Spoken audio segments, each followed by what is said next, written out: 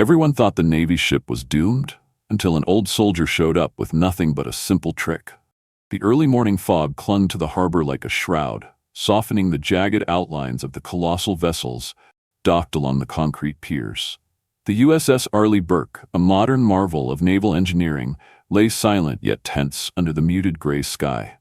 Its sleek hull, brushed with fresh paint, shimmered faintly, but inside the ship's heart, an unseen storm was brewing. Inside Hangar 7, the atmosphere was anything but calm.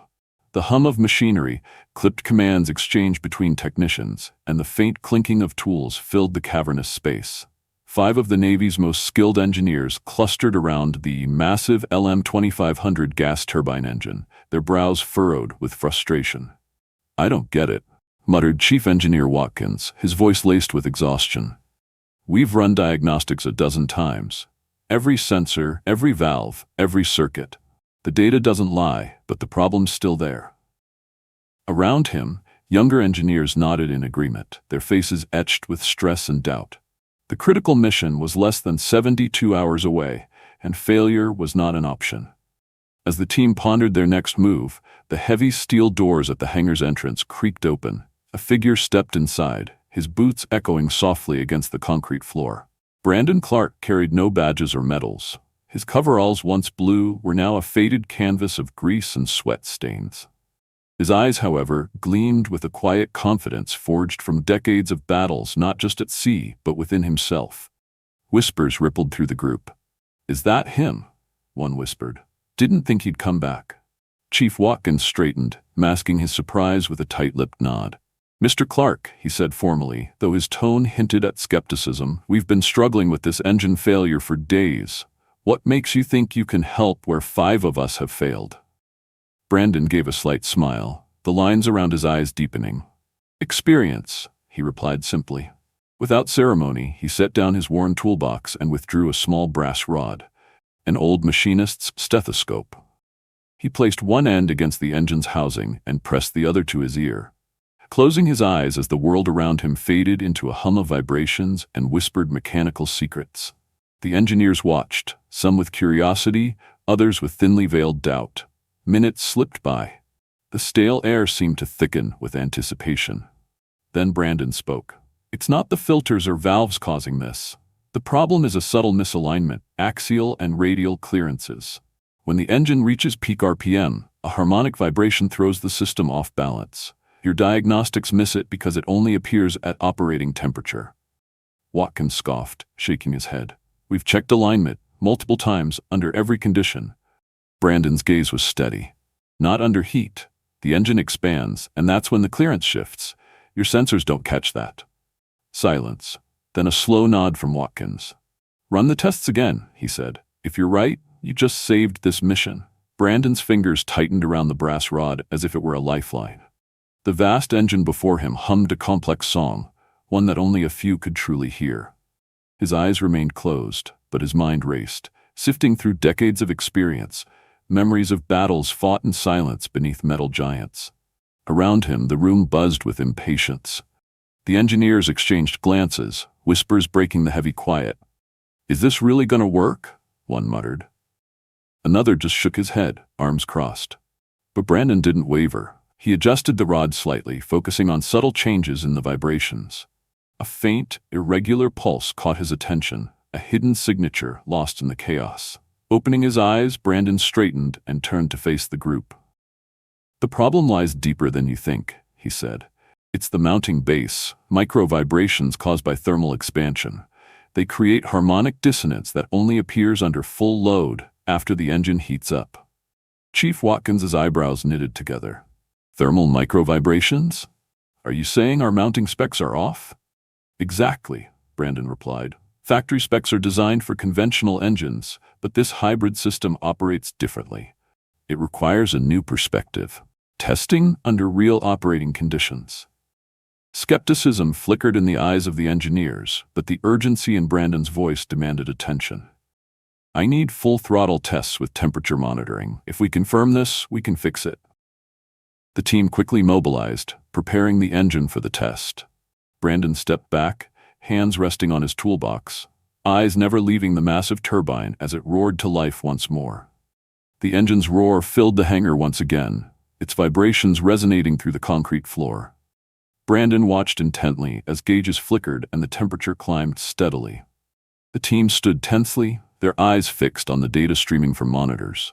At 45 seconds, Brandon motioned to the lead technician. Increase throttle to full. A ripple of concern passed through the engineers. Pushing the engine to full throttle risked serious damage if the fault was real. But Brandon's confidence was unwavering. The turbine surged, the sound becoming deafening. Vibrations intensified, causing subtle shudders throughout the structure. Then, as Brandon had predicted, an anomaly appeared on the vibration monitor, an out-of-phase harmonic spike. "Shut it down," Brandon commanded calmly. The engines fell silent, leaving a heavy stillness in the air. Brandon stepped forward, pointing to a specific area of the mounting base. "This is the source of the problem. The micro-vibrations here throw the rotor off alignment, causing wear and power loss." Watkins and his team exchanged looks of disbelief, then began scrutinizing the mounting base with renewed focus. Hours later, after precise measurements confirmed Brandon's diagnosis, the team adjusted the mounting dampers using laser alignment tools, stabilizing the rotor perfectly. The relief was palpable. Brandon gave a small nod. "This ship will sail on schedule." The heavy metal doors of Hangar 7 groaned shut behind Admiral Lawson as he stepped into the cavernous space. His sharp eyes surveyed the scene, the hum of machinery now accompanied by focused silence. The engineers working with renewed vigor under Brandon Clark's watchful gaze. The air was thick with the mingled scents of oil, heated metal, and freshly oiled machinery, a testament to the life pulsing through the heart of the naval vessel. Admiral Lawson moved with a purposeful stride toward Brandon, who stood by the LM-2500 gas turbine engine, arms crossed but shoulders relaxed, eyes calm yet alert. The decades etched on Brandon's weathered face told a story of battles fought both within and beyond these walls. "Clark," the Admiral began, his voice carrying the weight of command, yet tinged with respect. "I knew calling you back was the right decision. You saw what others couldn't, and acted when they hesitated." Brandon met the Admiral's gaze steadily. "Glad to be of service, sir. This ship and the men who sail her deserve nothing less." Around them, the engineers paused their work, their faces a mixture of awe and humility. The skepticism that had clouded the room just hours ago had dissipated, replaced by a profound respect for the veteran who had once been overlooked. The Admiral turned to address the gathered team. "Let this be a lesson to all. Technology and data are invaluable, but they cannot replace the wisdom born of experience and intuition. Sometimes the answers lie not just in the machines, but in the hands and minds of those who understand them deeply." Brandon felt a rare warmth in the moment, a quiet acknowledgement that transcended rank and title. For years he had carried the weight of doubt and dismissal, the sting of being sidelined despite his expertise. Now, in this vast hangar filled with the echoes of engines and history, he was seen, not just as a mechanic or a relic of the past, but as a vital force in the present. Later, as the sun dipped below the horizon, casting long shadows across the naval base, Brandon found himself in the officers' mess.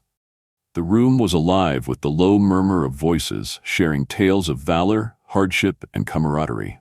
The polished wood walls, adorned with plaques and photographs of naval legends, seemed to hum with the spirit of those who had served before. Here, amidst the clink of glasses and the aroma of strong coffee, Brandon was invited to share his story. He spoke not just of engines and mechanics, but of resilience, humility, and the unyielding bond between a man and his duty. For the first time in years, he felt truly welcomed, not just as a retired veteran called back in desperation, but as a respected member of a brotherhood forged in the fires of service. The night wore on, and outside the windows, the stars blinked quietly over the vast ocean. Brandon knew the mission ahead was just beginning. But so was a new chapter in his own journey, one defined by honor regained and respect hard won. As Brandon settled into the quiet of his modest quarters later that evening, the distant hum of the naval base softened into the background, leaving only the steady rhythm of his own thoughts. The flickering light of a single desk lamp illuminated a worn photograph resting on the tabletop. A younger Brandon, clad in a pristine uniform, standing shoulder to shoulder with comrades whose faces were now memories. The years had etched lines of hardship across his own face, but those moments of youthful camaraderie and shared purpose still burned brightly in his heart. His mind wandered back to the days before retirement. Days marked by long nights in engine rooms, the clatter of tools, the cold bite of the ocean wind, and the unspoken bonds forged in service. Yet beneath those memories lurked shadows: the accident that ended his active duty, the whispers of blame that followed, and the quiet isolation that settled in afterward. It was a chapter Brandon had tried to close, but tonight it called to him with renewed urgency. The knock at his door startled him. It was Lieutenant Harris, a young officer with earnest eyes and a respectful demeanor. "Sir, Admiral Lawson requested a private meeting first thing tomorrow," Harris said. "He wants to discuss something important." Brandon nodded slowly, the weight of anticipation settling in his chest. He knew this mission was about more than fixing an engine. It was about reclaiming a legacy, confronting ghosts, and bridging the past with the present. The morning sun cast long golden rays across the naval base, illuminating the sprawling complex with a soft, almost reverent light. Brandon arrived at the Admiral's office, the weight of anticipation mingling with the crisp sea air. The door opened before he could knock, and Admiral Lawson greeted him with a nod of respect that seemed to acknowledge more than just a recent accomplishment. "Clark," the Admiral began, gesturing to a chair across from his massive oak desk, "your work has not only saved the mission, but reminded us all of a simple truth. Experience is invaluable. I've reviewed your service record. It's impressive, to say the least." Brandon accepted the compliment with a quiet nod, the years of service evident in his calm demeanor. "Thank you, sir. I just did what needed to be done." The Admiral leaned forward, his gaze serious but kind. "There's something else. The Navy is considering reinstating some of its veterans in advisory roles. People like you, whose knowledge bridges the gap between technology and tradition. I want you to consider joining that program." Brandon felt a swell of conflicting emotions: pride, hesitation, hope. The invitation was more than an honor. It was a chance at redemption, a path back into the fold he'd thought forever closed. "I'll think about it, sir," Brandon replied thoughtfully. As he left the office, Brandon's mind wandered to the future. A future where his skills and wisdom could once again serve a greater purpose. The path ahead was uncertain, but for the first time in years, it was filled with possibility. The naval base buzzed with renewed energy as word spread of Brandon Clark's success and the potential new advisory role being considered for him. For many, Brandon represented a living link to a storied past, a repository of hard-earned wisdom in an era increasingly dominated by cutting-edge technology. Yet, as he walked the corridors of the base, Brandon was keenly aware of the generations that had passed him by. Young sailors and engineers moved swiftly, their fingers dancing across touchscreens and digital consoles, their training steeped in data and algorithms. The world had changed, but the heartbeat of service remained the same. During a briefing session, Brandon found himself seated among a group of eager young officers. He listened carefully as they discussed new propulsion systems and advanced diagnostics tools. When it was his turn to speak, his voice was measured but firm. "Technology is vital," he said, "but never underestimate the value of experience and intuition. Machines speak in ways sensors sometimes cannot catch. Learning to listen, that is the skill that keeps ships afloat and crews safe." Heads nodded in agreement, some faces thoughtful, others inspired. A young lieutenant approached him afterward, curiosity bright in her eyes. "Sir, how did you develop such an ear for engines? How do you know what they're saying?" Brandon smiled faintly. "Years of listening, long nights when only the hum of the engine kept you company. It's about patience, humility, and respect for the machine." As he left the session, Brandon felt a quiet satisfaction. Maybe this new chapter was not just about returning to service, but about building bridges between past and future, between knowledge and innovation. The evening sky over the naval base was painted in hues of deep orange and violet, a calm contrast to the bustling day that had passed. Brandon found himself standing on the deck of the USS Arleigh Burke, staring out at the endless expanse of the ocean. The rhythmic slap of waves against the hull was a familiar, soothing sound, one that carried memories of missions past and the sacrifices of countless sailors. His thoughts drifted to the younger Brandon in the photograph, the man full of ambition and hope, eager to serve and make a difference. Time had tempered that youthful zeal with wisdom, but had also carved scars that only he truly understood. The accident that had prematurely ended his active duty, the years of feeling forgotten, and now this unexpected resurgence. It was all part of a larger story, a legacy still unfolding. A soft voice interrupted his reverie. Lieutenant Harris approached, her expression a mix of respect and genuine concern. "Sir, I know this mission was saved by your efforts, but there's something else. Some of the new engineers are struggling with integrating traditional methods with the latest tech. They could really benefit from your guidance." Brandon nodded slowly. "It's not just about fixing engines. It's about passing on what can't be found in manuals. The lessons learned from failure, from patience, and from listening." She smiled. "We're lucky to have you, sir." As the sun dipped below the horizon, Brandon felt the weight of his legacy settle comfortably on his shoulders. The mission was far from over, and his journey was just beginning.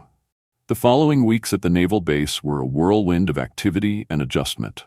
Brandon found himself navigating a complex landscape where tradition met innovation and skepticism mingled with respect. Some of the younger engineers welcomed his insights eagerly, while others viewed his methods with doubt, preferring to rely on the latest technology rather than experience. One afternoon, during a critical diagnostic session on a prototype engine, tensions flared. A young engineer challenged Brandon's recommendation to perform manual vibration checks alongside electronic diagnostics. "Sir," the engineer said firmly, "our sensors are state-of-the-art. Manual checks are outdated and inefficient." Brandon met the young man's gaze calmly. "Technology is a tool, not a replacement for understanding. Machines don't just fail, they communicate their troubles. You have to learn to listen." The room fell silent, the weight of Brandon's words settling in. Slowly, the engineer nodded, conceding the point. It was a small victory, but a meaningful one, a bridge built on trust and mutual respect. Outside the hangar, Brandon reflected on the challenges ahead.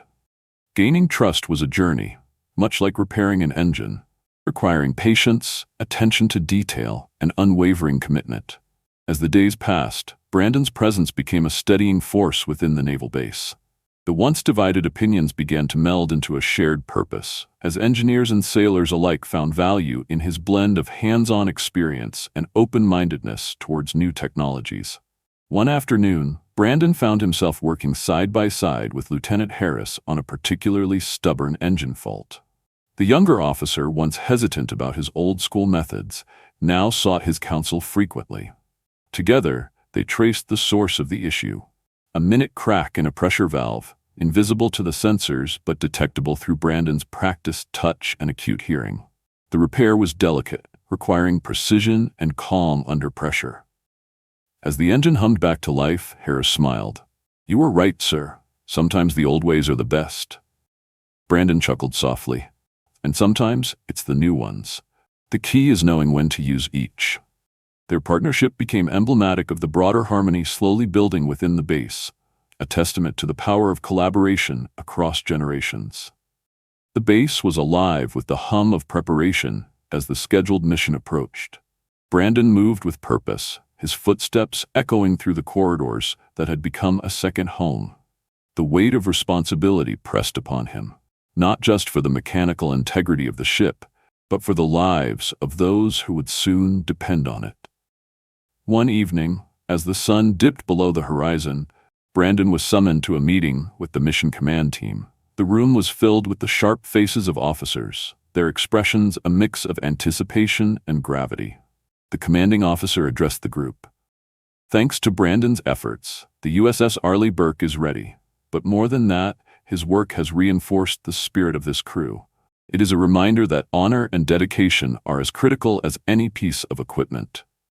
Brandon felt a swell of pride, tempered by humility. He knew the mission's success was a collective effort, but the acknowledgement meant more than words could say.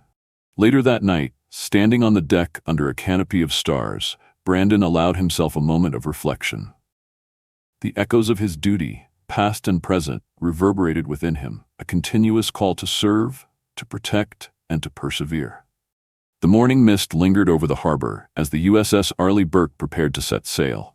The crew moved with practiced efficiency, a symphony of coordinated actions and quiet determination. Brandon stood on the deck, watching the culmination of weeks of hard work and perseverance. The engine, once a source of uncertainty, now purred with reliable strength, a testament to the collective efforts and Brandon's unwavering dedication. As the ship slowly pulled away from the pier, Brandon's thoughts wandered to the journey ahead. Not just the physical voyage across the seas, but the path of redemption and respect he had reclaimed. Among the crew, whispers of gratitude and admiration for Brandon's role spread quietly. He had become more than a mechanic or advisor. He was a symbol of resilience and the enduring spirit of service. The sun broke through the clouds, casting a golden glow over the ship's bow. Brandon felt a calm resolve settle within him. This was not just a victory of machinery, but of heart and honor. The ship's engines thrummed steadily as the USS Arleigh Burke sliced through the open water. Inside the control room, the crew operated with synchronized precision, the lessons learned from past challenges guiding their every move. Brandon found himself mentoring a small group of young engineers, sharing stories not only of mechanical fixes, but of the values that underpin their work: patience, respect, and vigilance. One afternoon, a trainee approached him with a question. "Sir, how do you keep calm under such pressure?" Brandon smiled, recalling decades of experience. "You learn to trust your instincts and prepare for the unexpected, and you remember why you do what you do: to protect those who can't protect themselves." As the sun set over the horizon, Brandon looked out at the vast sea, feeling the weight of legacy and the promise of future voyages. The journey was ongoing, and he was ready for whatever lay ahead. Back at the naval base, Brandon noticed a shift in the atmosphere. The younger generation of sailors and engineers were beginning to blend their digital expertise with the time-tested wisdom he imparted. There was an air of respect mingled with eagerness to learn. During a training session, Brandon watched as a young technician skillfully combined advanced diagnostic software with hands-on engine inspections. It was a perfect fusion of past and future. Afterward, Lieutenant Harris approached Brandon with a thoughtful expression. "Sir, I think you're inspiring a new way of thinking here. We're not just fixing machines, we're building a legacy." Brandon nodded, feeling a deep sense of fulfillment. That's the goal: to honor what came before while embracing what's next. As the base prepared for upcoming missions, Brandon's role as a mentor and bridge between generations solidified, ensuring the continuity of excellence and honor in service. As preparations for the next deployment intensified, Brandon found himself increasingly involved not just in technical briefings, but in discussions about leadership and decision-making. His voice, once quiet and reserved, now carried the authority earned through decades of experience and recent triumphs. One evening, during a debriefing, a young officer asked, "Sir, how do you handle the pressure when lives are at stake?" Brandon paused, choosing his words carefully. "You remember the people behind the mission, their families, hopes, and futures. That keeps you grounded. Responsibility isn't just about the job, it's about the trust placed in you." The room was silent, the weight of his words settling in deeply. Later, alone on the deck, Brandon looked out at the vast ocean, feeling the immense responsibility but also a renewed sense of purpose. The mission was larger than any one man. It was about the legacy of service. After months of relentless work, the base grew quieter as ships set sail and missions launched. Brandon found moments of solitude rare but cherished. In these brief respites, he often retreated to the small garden behind the officers' quarters, where wildflowers swayed gently in the sea breeze. One evening, as the sun dipped low, casting golden hues across the horizon, Brandon sat on a weathered bench. Memories of his youth, the hardships endured, and the victories won flooded his mind. The scars he bore, both seen and unseen, were reminders of a lifetime devoted to duty. Lieutenant Harris found him there, sitting silently. "Sir, do you ever regret the path you took?" Brandon looked up, a faint smile touching his lips. "Regret? No. Every step, every challenge shaped who I am. Even in the darkest times, I found purpose." She nodded thoughtfully. "Your journey inspires us all." As twilight deepened, Brandon felt a profound peace, knowing his story would live on through those he mentored and the legacy he continued to build. The day of the mission's launch arrived with a crisp, clear morning. The crew of the USS Arleigh Burke moved with disciplined precision, their training and preparation culminating in this moment. Brandon stood among them, his presence a steadying force amid the controlled chaos. As the ship powered up, the hum of the engines was smooth and confident, a stark contrast to the earlier days of uncertainty. Every system was checked and double-checked, every crew member alert and ready. Suddenly, a minor alert flashed on a console. Quick to respond, Brandon and the engineering team assessed the issue. Thanks to the systems and checks put in place, it was a small glitch, quickly isolated and resolved without disruption. The mission proceeded flawlessly, a testament to the combined strength of technology, experience, and teamwork. As the USS Arleigh Burke sailed into the horizon, Brandon looked on with quiet satisfaction. The journey had tested them all, but it had also proven the enduring power of resilience and dedication. The USS Arleigh Burke returned to port after a successful mission, greeted by cheers and the proud faces of families and fellow servicemen. Brandon Clark stood at the forefront, a quiet smile touching his lips as he watched the culmination of months of hard work and sacrifice. In a formal ceremony, Admiral Lawson presented Brandon with a commendation, acknowledging not only his technical expertise, but his invaluable role in bridging generations and fostering a culture of respect and learning. Brandon accepted the honor with humility, aware that his journey was both a personal victory and a testament to the power of perseverance. As he looked out over the harbor, the sun casting shimmering light over the water, Brandon felt a profound sense of peace. His legacy was secured, not just in medals or commendations, but in the hearts and minds of those he had inspired. The sea stretched endlessly before him, a reminder that while this chapter had closed, the voyage of honor and duty would continue, carried forward by new hands, guided by the lessons of the past.